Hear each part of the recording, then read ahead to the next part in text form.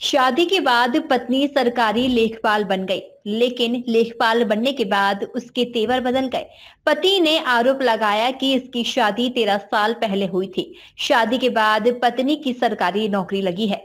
अब घर पर बिल्कुल ध्यान नहीं देती है।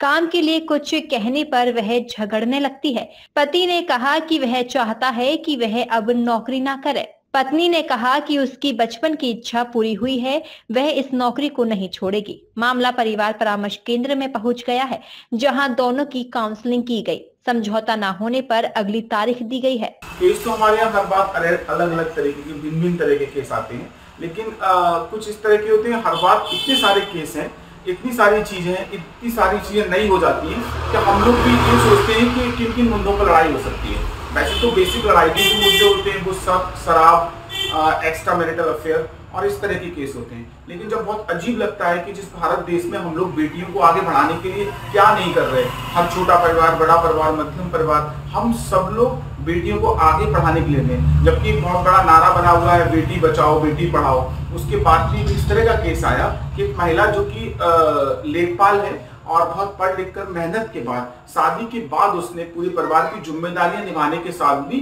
उसने पद पाया, लेकिन उसके पति को ये नागवार गुजरा और वो नहीं चाहते कि उनकी पत्नी नौकरी करे।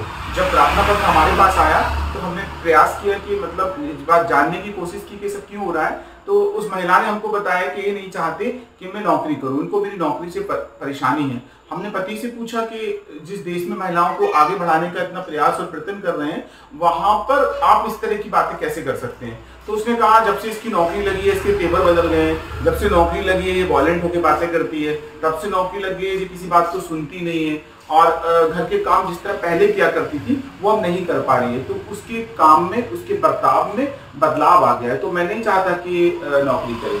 हालांकि बात गलत है, लेकिन फिर भी हमने समझाने का बहुत प्रयास किया और हमने अगली तारीख दे दी है। देखते हैं हम लोग क्या कर पाते हैं। डीजी महाराजा न्यूज के लिए साजिद की रिपोर्ट।